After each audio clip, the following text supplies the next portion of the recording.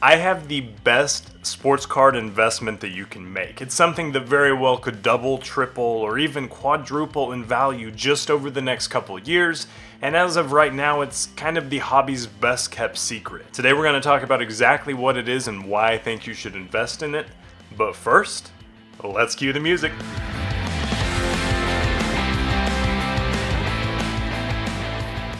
Today we're going to be talking about First Bowman cards, what they are, why they matter, why they're so expensive, and most importantly, why I think it's going to start impacting other sports beyond baseball. But first, according to YouTube channel analytics, approximately 178% of the people who are watching this video have not subscribed, so just do me a big favor and spend 2 seconds clicking the thumbs up underneath this video and then hitting the subscribe button.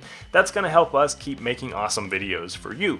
And there might be something in it for you too. I just made a video where I picked 4 lucky subscribers and sent them a free box of cards, so that could very well be you next. First Bowman cards can sell for a lot of money, and in order to understand why they sell for so much, it's important to understand what they are and what they do. I went to topsrip.com, which is basically Topps' blog that explains all things Topps, and they have an almanac with important definitions, and according to the almanac, here's the definition of First Bowman. A player's first Bowman card is the official first baseball card released before their official rookie card. These cards will be designated first or first Bowman, usually in the upper left-hand corner. Couple updates that I feel like are worth mentioning. For one, it says official baseball card, and it's not that anymore. It can be baseball, it can be football, it could be basketball. It's really transcended beyond just baseball, although that's where it started. Also, the newer designs aren't necessarily the top left-hand corner. That might be how it started, but it's kind of upper left or right now. It seems like it's all over the place, so note those 2 changes. Carrying on. First Bowman card designation was first used in 1996, but it did not become a staple of Bowman sets until 2003, and since then, these cards have taken on greater value as prospecting has become an important part of the hobby. And this is the part where I want to nerd out for just a minute.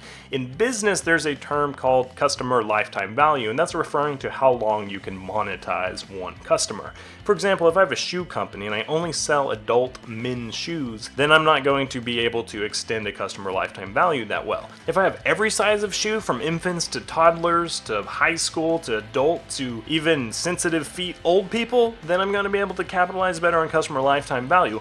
I'll be able to send out marketing emails that say, hey, I know you bought a size 8 youth shoe last year. Are you ready for a size 9? And now that Fanatics is taking over sports cards, they're doing a lot of this as well. So hear me out. When you're opening a box of Bowman cards, the experience typically goes like this. Particularly with the First Bowman, you get a lot of 16, 17, and 18-year-olds that, unless you're a huge baseball head, you have never heard of. In fact, one of our most popular annual stories is ranking the Bowman Chrome prospects, and those stories always explode because, quite simply, not many people actually know who they're looking for. It's exciting to get into the next big thing before they're a big thing, but it's also hard to track, especially as many prospects are coming in the system. And with those cards, quite often these people who are on these First Bowman cards don't actually make it. Of course, you can scout all you want to, but at the end of the day, some of these guys are 16 and 17 years old and just don't mature the way that they expect them to, and they just aren't cut out to be Major League Baseball players, and those cards ultimately are worth next to nothing. So if you're Fanatics and you're trying to figure out how to monetize sports better, doesn't it make sense to apply the same logic to football and basketball cards?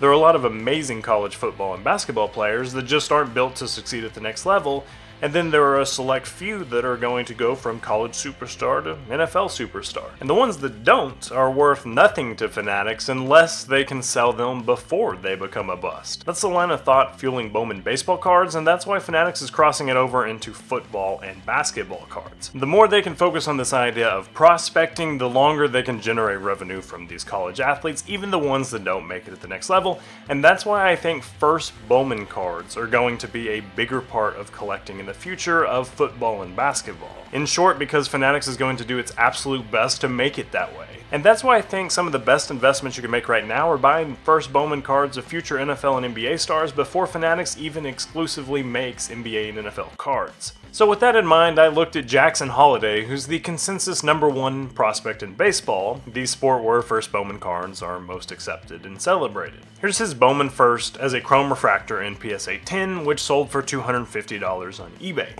And then in comparison, I asked myself, who's the #1 prospect in college football? And Of course, the consensus right now is Caleb Williams. I found the exact same card of Caleb Williams, which recently sold for $131, so quite literally half the price. The gap was even bigger at the autograph level. Same card, same concept, just with the autograph. Jackson Holiday sold for $2,000 and Caleb Williams sold for $500. It's 1/4 of the price. And even just in baseball, when you're not comparing sport to sport, Bowman First are some of the most celebrated cards of any player. For example, here's the Corbin Carroll Bowman First as a chrome refractor, which sold for $91, and a PSA 10 Bowman Rookie Refractor, which sold for half the price. So I say all that to say this: if First Bowman cards are some of the most popular cards in baseball, and if Fanatics is financially motivated to make them some of the most popular cards in basketball and football just to get more value out of the lifetime of the players, then I don't know why that wouldn't happen. And again, this is not a knock on Fanatics, it actually makes a lot of sense. If I was in their shoes, I would probably do the exact same thing, but I'm not, and I gotta make my money a different way. So that's why I'm investing in First Bowman cards of future NBA and NFL stars, hoping that the idea crosses over to those sports as well. Fanatics has definitely expedited their takeover of all the other major sports cards, and it would not surprise me if 10 years from now we look back and First Bowman cards are a very staple part of collecting both NFL and NBA cards,